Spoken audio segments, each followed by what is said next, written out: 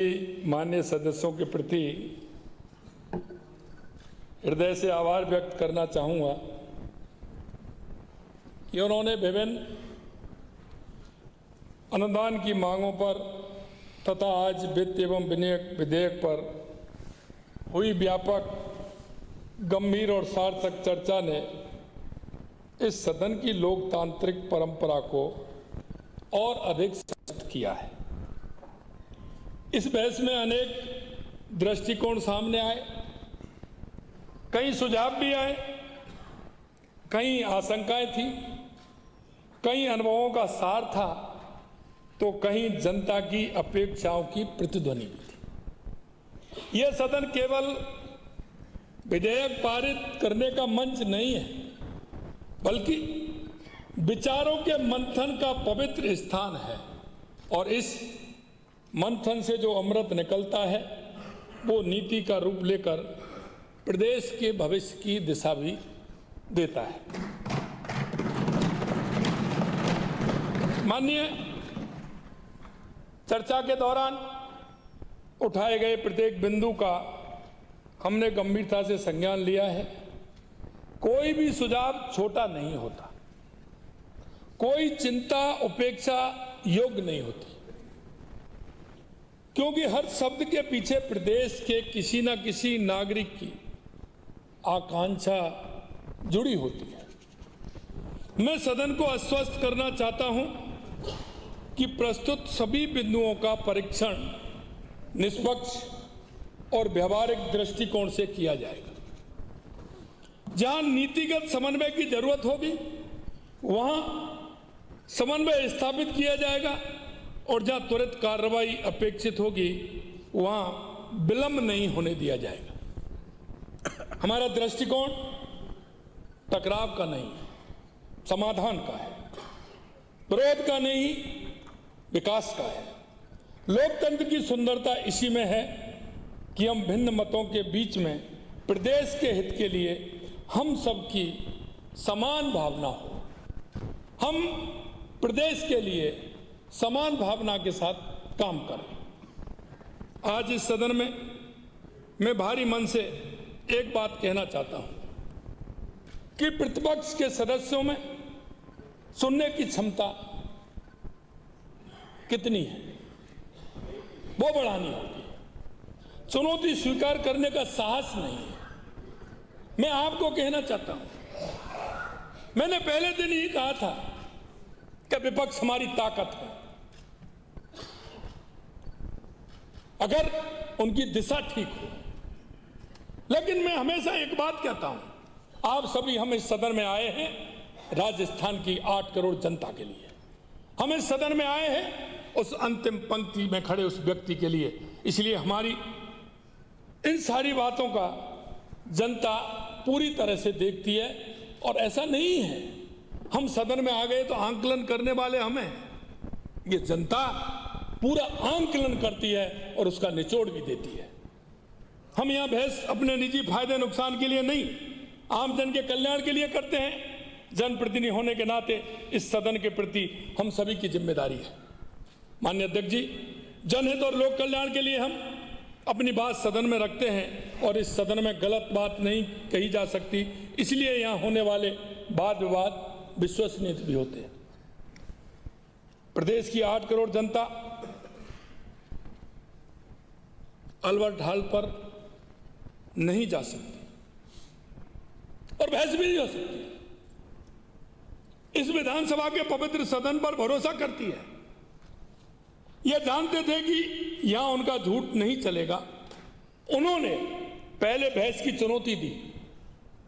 चुनौती मैंने नहीं दी अध्यक्ष जी, मैंने 2 वर्ष बनाम 5 साल मेरे काम के प्रति गिनाए थे और मैंने कहा था चुनौती आप लोगों ने दी कि आइए अल्बर्ट हॉल पर हम बहस करते हैं। मैंने अल्बर्ट हॉल को उचित नहीं समझा। यह जनता की, राजस्थान की जनता का सबसे पवित्र स्थान यह है। और मैंने उस दिन यह कहा था, कि अगर बहस हो जाए तो मैंने मेरा प्रतिवेदन रखा और प्रतिवेदन मेरा 2 साल का है। बहस उसमें 5 साल की भी है, 2 साल की भी है। और मैंने उसी दिन प्रतिवेदन सभी विधानसभा के सभी मेरे साथियों ने देने का काम किया। मैंने प्रतिवेदन इसलिए रखा कि मेरा 2 साल का था, 2 साल का प्रतिवेदन। अब वो कह रहे हैं साहब उत्कृष्ट, उत्कर्ष। अब मैं पता नहीं इतना ज्ञानी कैसे बताऊं मैं। उत्कर्ष एक संस्कृत मूल का शब्द है जिसका अर्थ है उन्नति, प्रगति, विकास, श्रेष्ठ अवस्था, जिसे कहते हैं अग्रसर होना। अब इसमें प्रतिपक्ष के नेता को ये कमी कहां से महसूस हुई, जरा मैं इतना ही कहूंगा, ज्यादा नहीं कहूंगा। जिन्होंने आपको ज्ञान दिया है जरा और गुरुजी के पैर पकड़ के एक बार दोबारा पूछ लेना कि उत्कृष्ट का मतलब क्या है। इन्होंने पहले बहस चुनौती दी, जब हमने चुनौती स्वीकार की तो उन्होंने उसका सामना करने का साहस भी नहीं निकला। अरे मैंने तो जब जिस दिन बात हो रही थी और जब ये बात चली तो मैंने ये कहा कि आप तो 5 साल की बात करें। सदन में मैंने किताब दी है, पूरा मैंने मेरा प्रतिवेदन दिया है, आप 5 साल की बात करें, उसमें आपको कहां दिक्कत आ रही है? आज भी तो आपने बात रखी है, आप उस दिन भी रख सकते थे, लेकिन आप आज इसलिए रख दी आपने कि जो आपको बात नहीं रखवाना चाहते थे वो आज सदन में नहीं है, वो आज सदन में नहीं है, वो उस दिन सदन में थे इसलिए ये बात नहीं रखवाए। और मैंने कुछ गलत नहीं कहा कि आपकी थोड़ा सा एडजस्टिंग करिए, ऐसे काम नहीं चलेगा आपका। और आप देखिए उसका इतना असर पड़ा माननीय अध्यक्ष जी, इनके नेता। अरे मैंने ये कहा कि पिछले 5 साल में तो 5 साल के नेता कौन थे? अगर मैं जानता कि वो ये कहते कि हाँ आप बहस करिए, मैं भी उस बहस में बैठूंगा, लेकिन अगले दिन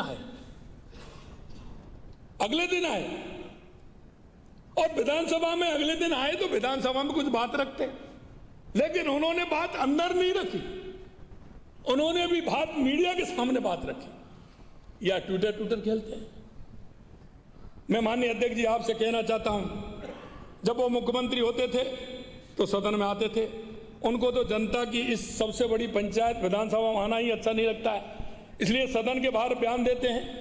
वो इस सदन के वरिष्ठ सदस्य हैं, सदन के बाहर बयानबाजी करना शोभा नहीं देता, उनको सदन की गर्मा का ख्याल रखना चाहिए।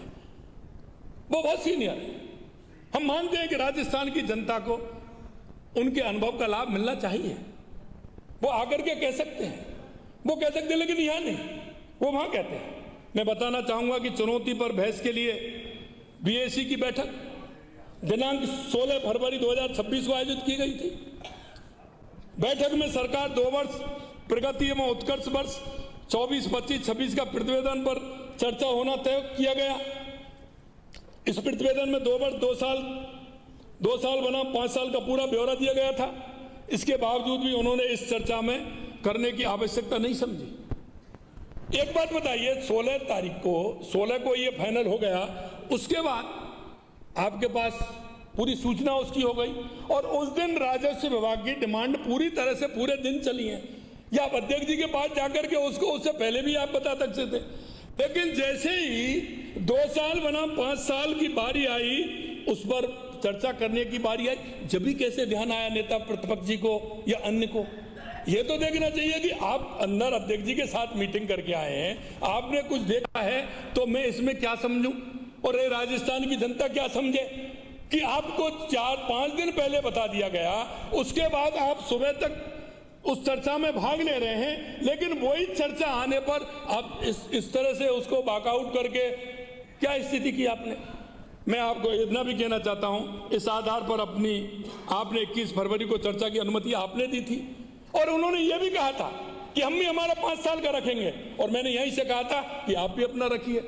तो क्यों नहीं रखा? किसने मना किया? या तो मतलब उनके पास था नहीं, क्या रखते वो? और आगे अभी कुछ हैं, मेरे को माननीय प्रतिपक्ष के नेता ने कहा है तो मैं कुछ आगे मैं भी बताऊंगा। अब ये कह रहे हैं आंकड़े मेरे पास, तो उन्होंने भी कहा था कि ये तो सरकारी आंकड़े हैं। अरे भाई आंकड़े कौन से होते हैं उनको आप बता दो मेरे को, कौन से आंकड़े होते हैं? आपके घर के आंकड़े होते हैं कि कहीं और से बनाए जाते हैं कि कहां से आते हैं? आंकड़े तो सरकारी होते हैं। तो मैं तो आंकड़े वही दे रहा हूं।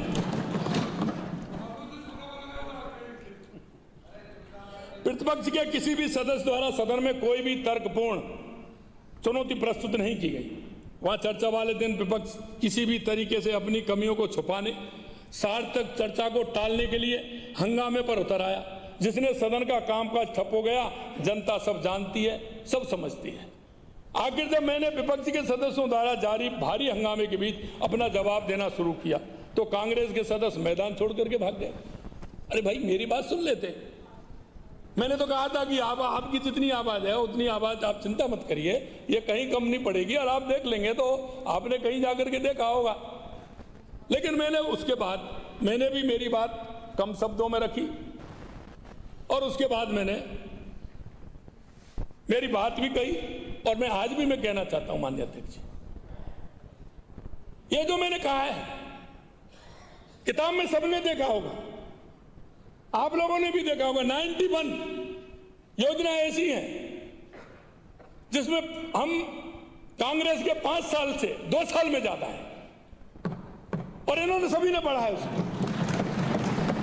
मैंने उसमें यह भी नहीं किया, वो आंकड़ों की बात करते, मैंने ये भी नहीं किया कांग्रेस की जो 5 साल की हमसे 2 साल में उनकी ज्यादा है वो भी हमने इंगित की है, वो भी उसमें स्पष्ट दी हुई है। मैं कहना चाहता हूं कि हम किसको अंधेरे में रखना चाहते हैं?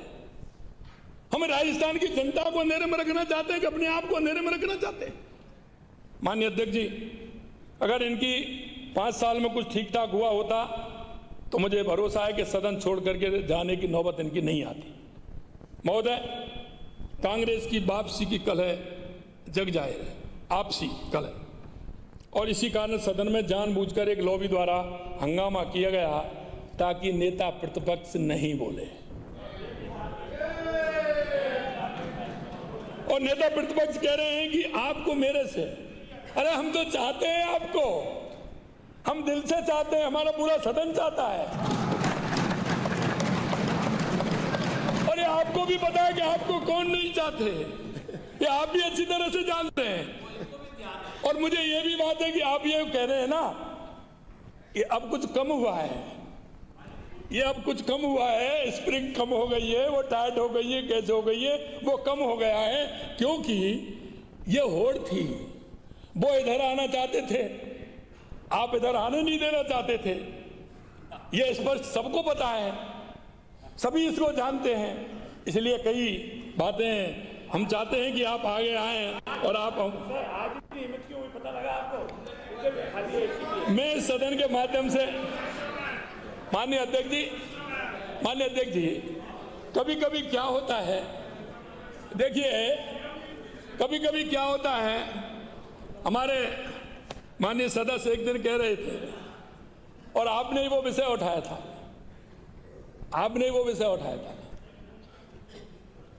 मुख्यमंत्री और हमारी उप मुख्यमंत्री का।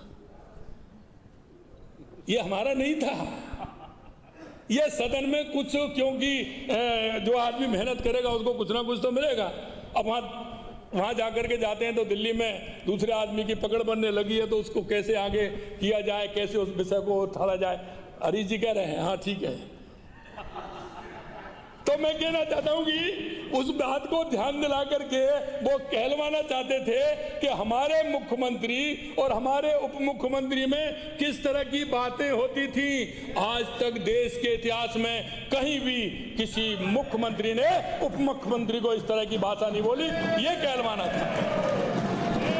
ये हमारे माध्यम से अपने विषय को हमसे कहलवाना चाहते हैं। अरे भाई, ये तुम्हारा घर का मामला है, हमको क्यों बांटते हो? उस चक्कर में हमसे कहलवाना चाहते हो, हमसे क्यों कहलवाना चाहते हो आप? ये तो आपका मामला है।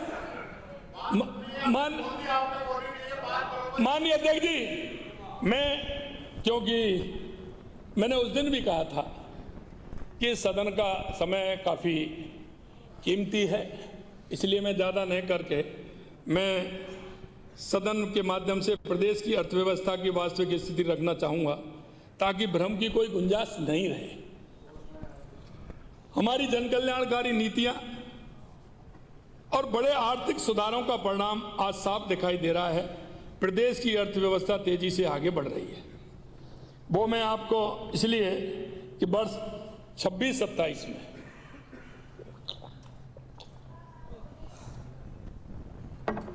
मैं एक बात और कहना चाहूंगा माननीय अध्यक्ष, ये आप देख लो हालत। अध्यक्ष जी आप हालत देख लीजिए। अधिकतर जिनको मैं जवाब देना चाहता था वो धीरे धीरे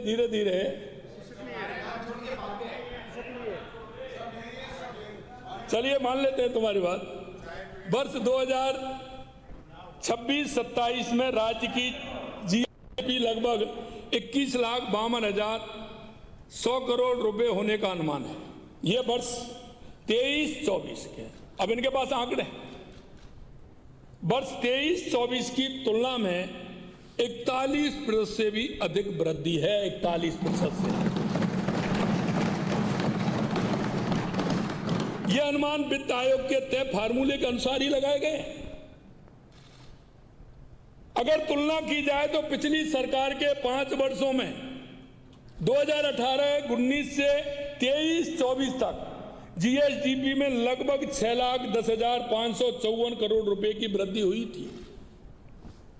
लेकिन हमारी सरकार के 2 साल के कार्यकाल में ही 6,30,037 करोड़ रुपए से अधिक वृद्धि का अनुमान है। यानी हमने 2 वर्ष में ही इनके यानी कि हमने 2 वर्ष में ही इनके 5 साल से अधिक आर्थिक वृद्धि का रास्ता तैयार किया है। इनके समय में जीएसडीपी की औसत वृद्धि 10.92% थी। हमारे आर्थिक सुधारों ईज ऑफ डूइंग बिजनेस के प्रयास के कारण हमारे कार्यकाल में औसत वृद्धि दर बढ़कर 12.25% हो गई।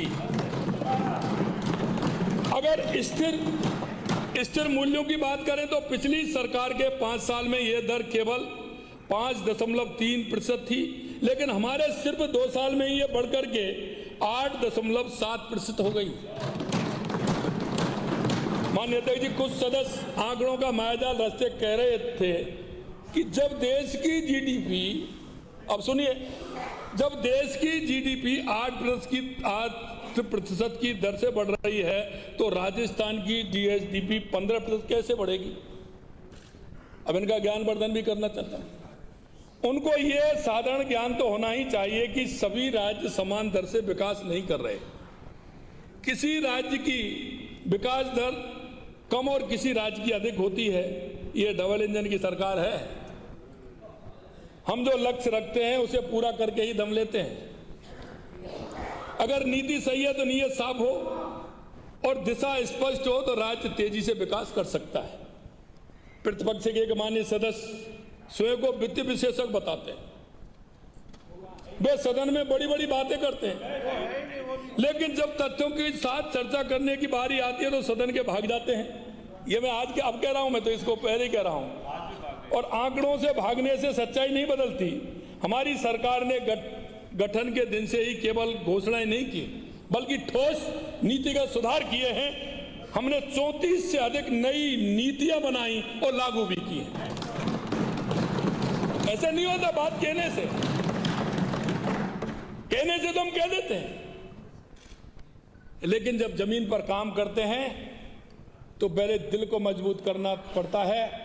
निष्पक्षता और जनता के बीच में जो किए वादे उनको याद करना पड़ता है जब जाके कोई प्रण लिया जाता है। राजस्थान निवेश, हमने नीतियां बनाई। राजस्थान निवेश संवर्धन नीति, एमएसएमई नीति, टेक्सटाइल नीति, लॉजिस्टिक नीति, मिनरल नीति, डेटा सेंटर नीति, स्किल नीति, ग्लोबल कैपेबिलिटी सेंटर नीति, AIML नीति, रोजगार नीति, युवा नीति और भी हमारी नीति है।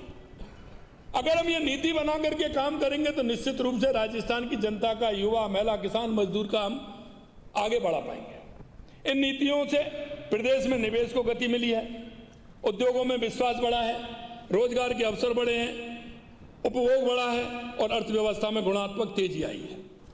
इसी कारण हमारे समय में डीपी की वृद्धि दर देश के अन्य कई राज्यों की औसत वृद्धि दर से अधिक रही है और आगे भी अधिक रहने का अनुमान है। माननीय अध्यक्ष जी, हम केवल वर्तमान नहीं देख रहे, हम भविष्य की ओर बढ़ रहे हैं। यशस्वी प्रधानमंत्री नरेंद्र मोदी जी के मार्गदर्शन में हम नवाचार, सुधार, सतत प्रयास से राजस्थान को विकसित राजस्थान बनाने की दिशा में अग्रसर हैं और हम गर्व से कहना चाहते हैं कि राजस्थान भी आज भारत को 2047 तक विकसित राज्य बनाने की दिशा में एक मजबूत ग्रोथ का इंजन की भूमिका निभा रहा है। क्या आप कह रहे हैं कि आप तो आगे की कितनी बनाओगे?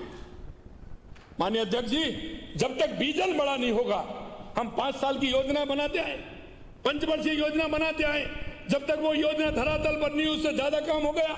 हमारे अगर प्रदेश को मजबूत बनाना है, देश को आगे बढ़ाना है, तो हमें समय के हिसाब से आगे 20, 25 और 30 साल की योजना बनानी होगी, जिससे हमारा राष्ट्र मजबूत हो, हमारा प्रदेश मजबूत हो। ये सोच ही नहीं है, सोच ये नहीं है कि हम आगे कैसे करें। अगर हम भविष्य नहीं देखेंगे तो हमारे पैर की रफ्तार कैसे बढ़ेगी? अगर पैरों की रफ्तार बढ़ानी है तो आपको भविष्य देखना ही पड़ेगा। और वो कह रहे 47 तक हम जिंदे। अरे आपको अपनी चिंता है, आपको अपनी चिंता है कि हम रहेंगे नहीं रहेंगे।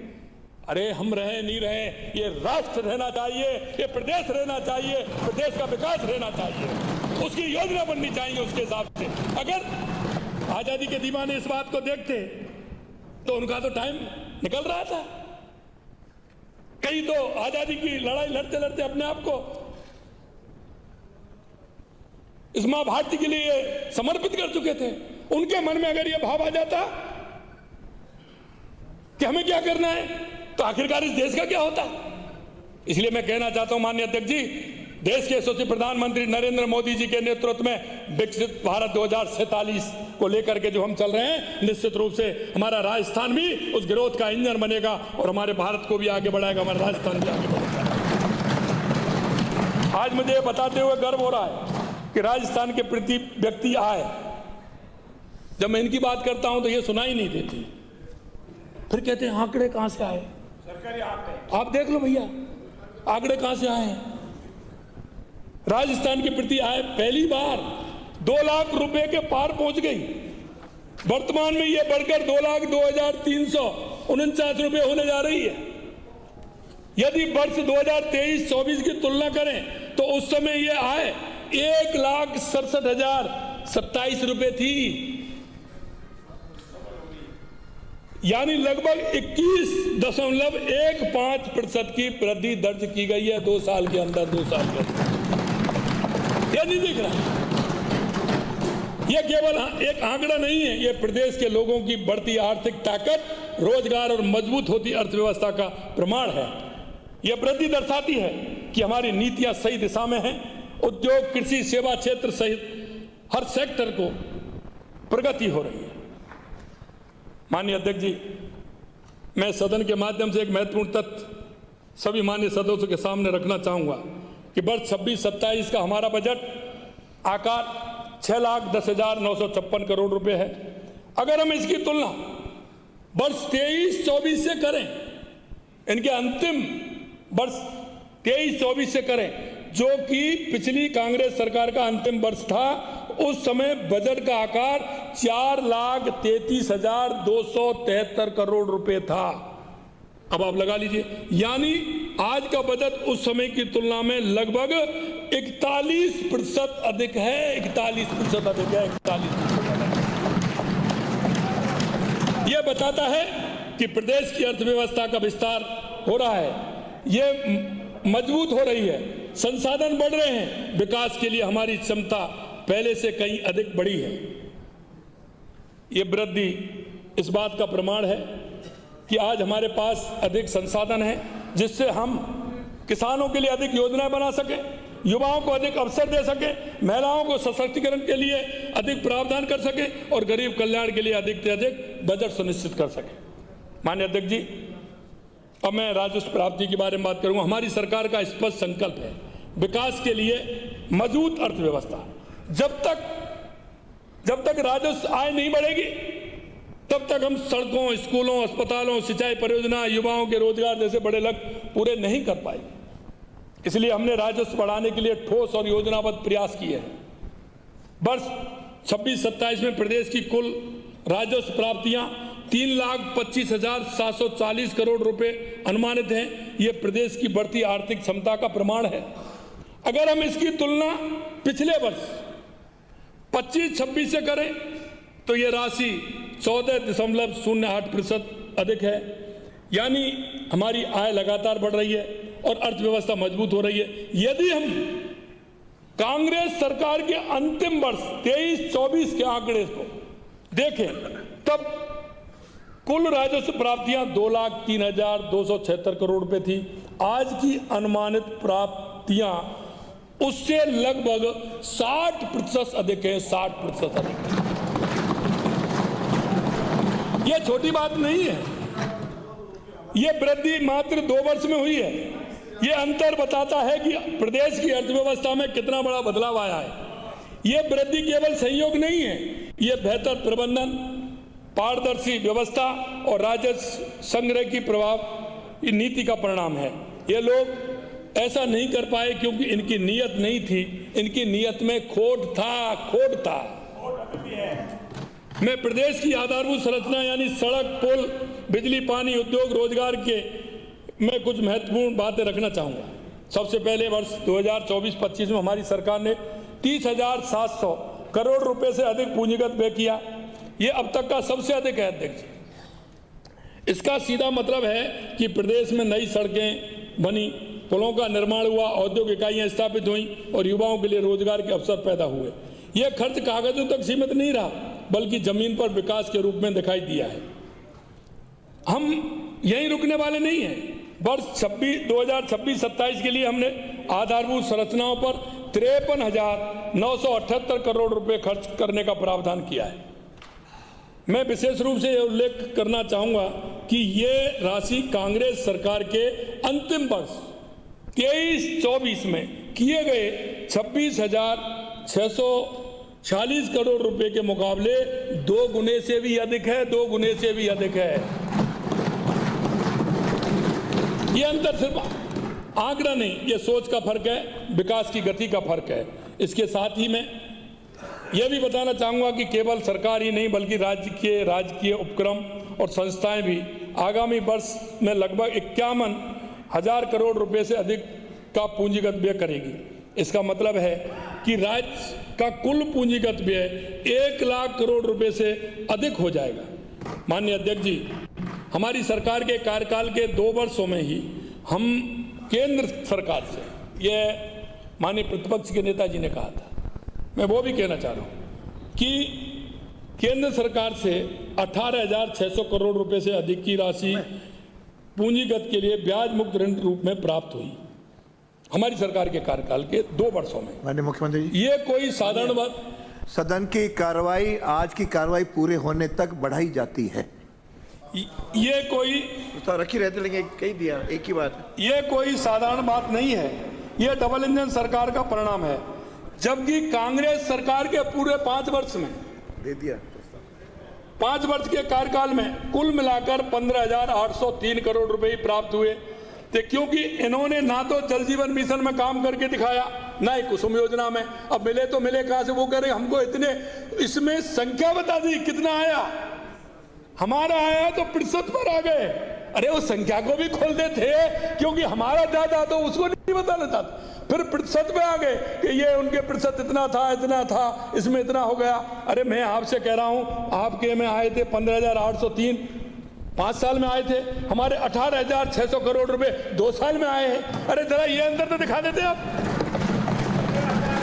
क्योंकि इन्होंने ना तो जल जीवन मिशन में काम किया, वही हमने काम किया, तो हमारी सरकार ने सिर्फ 2 वर्ष में ही उससे कहीं अधिक राशि प्रदेश के विकास के लिए प्राप्त कर ली जितनी उन्होंने 5 साल में जुटाई। अब तो इनके समझ में आ जाना चाहिए कि मैं दिल्ली क्यों जाता हूं। बार बार यही क्वेश्चन, दिल्ली क्यों जाते हो? अब ये देख लो, दिल्ली इसलिए जाता हूं, तुम्हारा 5 साल में आया इतना, हमारा 2 साल में उससे ज्यादा आ गया। हमारे और इनके काम में फर्क साफ है। वहां इच्छा शक्ति की कमी थी, या प्रतिबद्धता है, वहां संकल्प है और सतत प्रयास हमारा है। वहां अवसर गंवाए गए, यहाँ अवसरों को परिणाम में बदला जा रहा है। हम हमारे यशस्वी प्रधानमंत्री नरेंद्र मोदी जी के ध्येय सबका साथ, सबका विकास, सबका विश्वास, सबका प्रयास के मूल मंत्र के साथ आगे बढ़ रहे हैं। मैं सदन के माध्यम से प्रदेश की वित्तीय स्थिति के बारे में एक महत्वपूर्ण तथ्य स्पर्श करना चाहूँगा। हमारी सरकार ने हमेशा वित्तीय अनुशासन को प्राथमिकता दी है। परिणाम यह है कि वर्ष 2026-27 में हमने राजकोषीय घाटा 3.69% पर सीमित रखा। ये FRBM कानून की अनुमित सीमा के भीतर है और पूरी तरह से जिम्मेदारीपूर्ण कुशल वित्तीय प्रबंधन का उदाहरण है। यदि तुलना करें हम तो वर्ष 23-24 में ही है राजकोषीय घाटा 23-24 में 4.31%, यानी हमने न केवल इसे नियंत्रित किया बल्कि इसे काफी कम भी हमने किया है। कांग्रेस सरकार के 5 वर्ष का औसत राजकोषीय घाटा 4.34% रहा था, जबकि हमारी सरकार के 3 वर्ष औसत केवल 3.94% रहा। अब ये अंतर नहीं आ रहा है मुझे, ये साफ दिखता है कि हमने खर्च भी किया, विकास भी किया, लेकिन संतुलन और अनुशासन के साथ। अब मैं ऋण भार की भी बात करना चाहता हूं। हमने प्रदेश के बजट में ऋण पर नियंत्रण रखते हुए डेट GSDP अनुपात 36.8% पर रखने का प्रावधान किया। यहाँ ये उल्लेख करना आवश्यक है कि जो विपक्ष आज ऋण को लेकर ऊंची ऊंची बातें करता है, उनकी सरकार के 5 वर्षों का औसतन डेट GSDP अनुमानित 37.83% था। इस तरह हमने इसमें भी लगभग 1% की कमी की है। हमने इसमें भी 1% की कमी की है, यानी इनके शासन में ऋण अधिक था। आज जब हम शासन में हैं तो हमने उसे नियंत्रित भी किया है। हमारा लक्ष्य केवल खर्च करना नहीं बल्कि जिम्मेदारी के साथ आम जन की खुशहाली के लिए खर्च करना है। हम विकास भी करेंगे लेकिन भविष्य की पीढ़ियों पर अनावश्यक बोझ नहीं डालेंगे, जिस तरह से आपने डाला। जब भी जाते हैं कोई ना कोई कितना बड़ा कर्ज दे करके आप जाते हैं। माननीय अध्यक्ष महोदय, विनियोग के मुख्य बिंदुओं पर आने से पूर्व में प्रतिपक्ष द्वारा उठाए गए कुछ बिंदुओं पर विषयवार स्पष्ट स्थिति भी करना चाहूँगा। हमारी सरकार ने किसान भाइयों के कल्याण को ध्यान में रखते हुए वर्ष 26-27 में कृषि बजट 1,19,408 करोड़ रुपए रखा है, जो कांग्रेस शासन के अंतिम वर्ष 23-24 के कृषि बजट 89,190 करोड़ रुपए से 34% अधिक है। माननीय अध्यक्ष जी, 34% किसानों का, जिनकी बात तो ऐसे करते हैं, लेकिन अब में ज्यादा कुमुद यह होगा कि किसानों की कब समस्या कब आती है ये पता नहीं है। विधानसभा में कौन सी गर्मी सर्दी लगती है आपको बताओ, लेकिन वो मुड़ा से बांध करके विधानसभा में है कि यही कोई ये दौड़ डालने वाले हैं क्या, कुदाली लेकर के ऐसे आए कि यही चलाते हैं क्या इसको। लेकिन मैं माननीय अध्यक्ष जी मैं कहना चाहता हूं, हमेशा गरीब और किसान के लिए अब से नहीं शुरू से कांग्रेस ने गरीबी हटाओ, किसान का उत्थान करो। ना किसान के पास ये गए ना गरीब के पास गए, इनका कोई लेना देना नहीं है। कांग्रेस का लेना देना है सिर्फ भ्रष्टाचार और तुष्टीकरण के नाम से चलते हैं।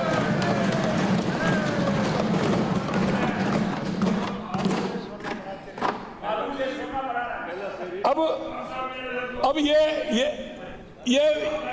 ये मैं कहना चाहता हूं माननीय अध्यक्ष जी, देखो आज किसी ने कोई भी काम किया है, किसी ने व्यापार किया है, किसी ने दुकानदारी की है, किसी ने कोई उद्योग किया है, किसी ने किसानी की है, तो उसका काम वो कुछ ना कुछ जानता है, वो कुछ ना कुछ जानता है और उनके दर्द भी जानता है और उनकी समस्या को जानते हुए कैसे समाधान किया ये भी जानता है। अब इनको ये पता नहीं है किसानों की बात करें, आपने किसानियत का क्या किया है, मैं अध्यक्ष जी आपसे यही कहना चाहता हूं और आपके माध्यम से राजस्थान के किसानों को और मजदूरों को यह भी विश्वास दिलाना चाहता हूं कि किसान को मेरी से ज्यादा नजदीक कोई नहीं जानता और मैं किसान को, राजस्थान के किसान को किसी भी तरह से परेशानी नहीं होने दूंगा। राजस्थान के किसान के लिए पूरी तरह से हमारी सरकार समर्पित है और रहेगी। लेकिन माननीय अध्यक्ष जी, अगर यही करना था तो इन्होंने कुछ नहीं किया। किसानों के लिए क्या किया? देश के यशस्वी प्रधानमंत्री नरेंद्र मोदी जी ने किसानों के लिए किया। यह मैं आज याद करना चाहूंगा भारत रत्न स्वर्गीय पूर्व प्रधानमंत्री अटल बिहारी वाजपेयी जी को कि उन्होंने किसानों की चिंता की। और मैं याद करना चाहूंगा पूर्व प्रधानमंत्री भारत रत्न चौधरी चरण सिंह जी को, जो किसानों के हिमायती थे, हमेशा किसानों की हिमायती लेते थे। इन लोगों ने किसान की चिंता की। उसके बाद देश के यशस्वी प्रधानमंत्री नरेंद्र मोदी जी लगातार किसान के हित की बात करते हैं। उनका तीसरा कार्यकाल आया, पहले दिन फाइल आई, उन्होंने किसान की फाइल पर साइन किया कि मेरे किसान को ये सम्मान निधि जारी रहेगी और इसी तरह से मिलती रहेगी। इसे किसान का दर्द कहते हैं। मानिए, हमारे गत 2 वर्षों में प्रधानमंत्री किसान सम्मान निधि, मुख्यमंत्री सम्मान निधि योजना में प्रदेश के किसान भाइयों को लगातार लगभग 11,000 करोड़ रुपए की राशि सीधे उनके बैंक खातों में पूर्ण पारदर्शिता के साथ ट्रांसफर की गई है। किसानों के लिए हमने जो किया, अब आपको भी मैं बताना चाहता हूं, साथ ही ये भी बता देना चाहता हूं कि इनमें अंतर क्या है। अभी कह रहे थे प्रतिपक्ष के नेता, मैं सुन रहा था, ये तारबंदी क्या है, ये क्या है? माननीय अध्यक्ष जी, उस किसान को पता है रात को पानी देकर के आता है और जंगली जानवर जब उसकी फसल को खाते हैं तो उसको तारबंदी का दर्द उसको होता है।